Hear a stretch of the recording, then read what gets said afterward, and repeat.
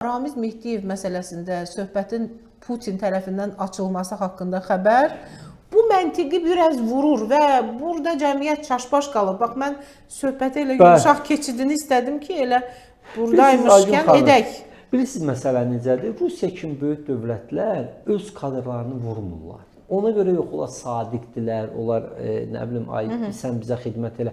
Və rusların Azərbaycandakı agentura şəbəkəsinə baxsaq, görər ki, bu hələ elə indi başlamayıb. Bunun babası, atası, özü, oğlu, nəvəsi 3 nəsil geridən başlayır. Ta baxırsan ki, bu yetişdirilə. Yəni oğlu, atası qaçdı, qutarır, ölür, oğlunla davam edir, oğlu ölür, nəvə ilə davam edir. Yəni bu bir 2-3 nəsil davam edən bir əməkdaşlıqdır. İndi buna onlar əməkdaşlıq deyir. Biz agentlik deyirik, biz satqınlıq deyirik, biz xəyanət deyirik. Yəni tək özdə Mehdiyev deyil. Mən sizə bir çox ruspərəst deyərəm ki, baxacaqsınız, atası da Rusiya ilə münasibətləri yaxşıdır, babası da o vaxtı bizim ölkənin əleyhinə işləyib, ulu babası da Rəsulzadənin əleyhinə işləyib. Elə o dönəmdən gəlirlər də, Qerovun bir siyasi var.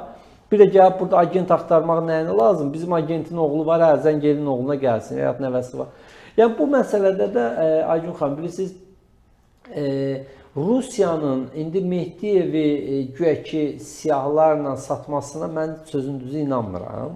Niyə? Çünki axı Mehdiyev ola bilsin sıradan çıxıb. Hazırda tutaq Rusiyaya lazım deyil. Amma Rusiyaya işləyən bu dəqiqə digər şəbəkə var axı. Bəs o Rusiya Mehdiyevi satırsa, digər agentlər, digər o şəbəkə üzvləri bundan bir nümunə götürməzmi ki, yaxşı Mehdiyevi xərcləyən Rusiya bizə nələr eləyər? Mənə belə gəlir ki, bu xəbəri bizim xüsusi xidmət orqanları özləri bu formatda ötürüb ki, güya ki bunu Rusiya bizə belə deyib. Yaxşı, bugün də xəbər çıxıb ki, Rusiyanın postanında çox qəşəng bir daş atılıb. Həm də baxın, Rusiyaya işləyən o qapalı qalan o hücrələr ki var, orada mesaj verilir ki, bax bunu satıbsa sizi də satar. Gəlin indidən tövbə qapısı açıqdır, gəlin əməkdaşlıq eləyək, sizi biz ifşa eləməmiş özünüz təslim olun və bunlara işləməyin, bunlara güvənmək olmaz. Bu həm də bilirsiniz, Aygun xanım, bu Mehdiyev məsələsində də xüsusi xidmət orqanlarının savaşıdır.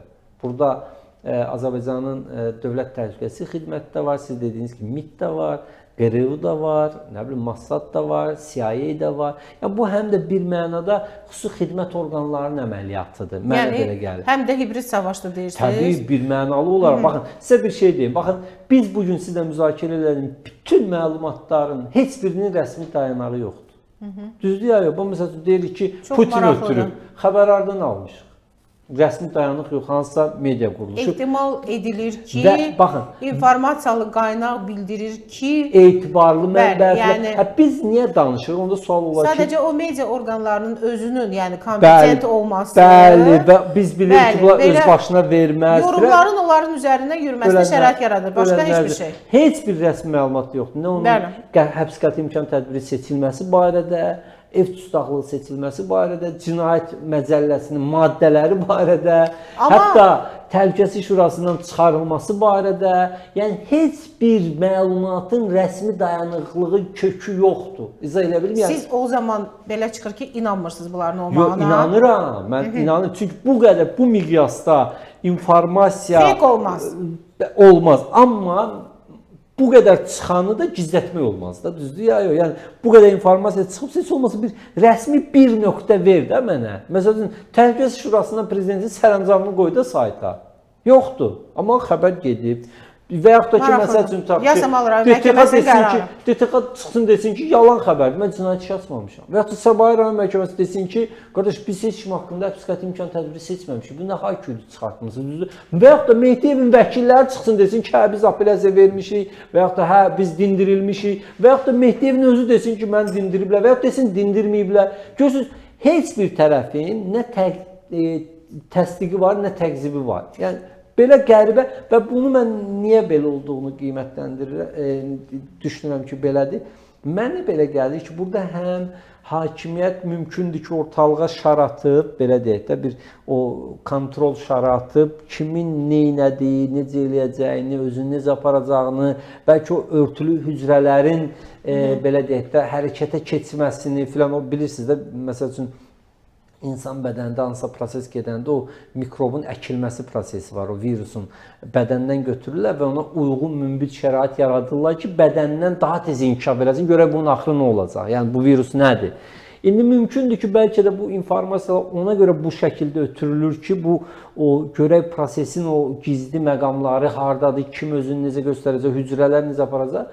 Eyni zamanda da mümkündür ki, iqtidar manevr imkanlarını əlində saxlayır. İqtidar mümkündür yəni, ki... Ramiz Mehdiyev heç vurulmayacaq, yəni elə bu qədər vurulacaq. Bəlkə danışıqlar gedir Mehdiyevə, təkliflər verilir ki, bax... Kimdir ki, ona təkliflər verir? Bəlkə Mehdiyevin əlində, məsəl üçün, böyük dövlətləri belə deyək də, indi bu şimal qonşumuzu hansısa məsələlərdə Azərbaycanla razılığa gətirə biləcək hansısa faktlar var, ifşa edici faktlar ola bilər, nələrsə ola bilər və yaxud da indi belə versiyada var ki, mülklər var filan. Düz mən mülklər filan məsələsinə inanmıram. Yəni adamın qulağından tutub elə Bandadelin divarını göstərsən hər şeyini verər. Yəni amma bilirsiniz Aygun xanım, mən baxardınızsa bu söhbət çıxan günü elə Yeni Müsavatın efirində idim.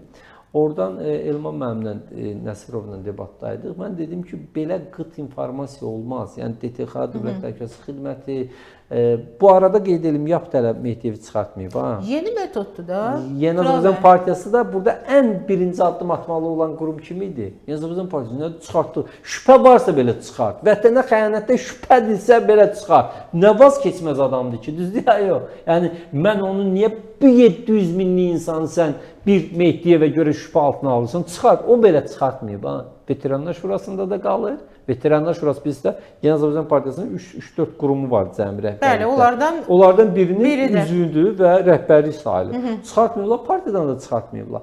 Yəni burada mümkündür ki, manevr imkanları saxlayır hakimiyyət. Sabah deyəcək, Aygun Hapsi kim demişdi ki, bu vətənə xəyanət, nə bilim, hakimiyyəti zorla ələ almaq. Hardan almışsınız bu informasiyanı? Siz hardan çıxartdınız ki, biz Mehdiyevi tutmaq istəyirik? Yəni belə bir situasiyada ola bilər deyirsiniz. Niyə də olmasın? Mehdiyev zəng eləyir canlı efirdə. Deyir ki, Aygun xanım, siz çox ciddi media quruluşusunuz. Sizin özünüzün bir 25, 26, 30 illik, neçə illik jurnalistika təcrübəniz var. Hansı mənbəyə istinad eləmişdiniz ki, mənim haqqımda cinayət işi var, vətənə xəyanət filan, nə deyəcəksiniz? Nə deyəcəm? Deyəcəm ki, sizin oğlunuzun nazir müavini olduğu nazirliyin maliyyələşdirdiyi haqqında şübhələr olan informasiya kanalından aldığımız bilgiyə görə. Apodeyim qutarsında bu. İndi Aygun xanım, indi rəsmi götürəndə, belə götürəndə içimən qarışıq. Eyni sualı mənə də verə bilər. Mən deyirəm gerçəkdən tragikomik vəziyyətdir.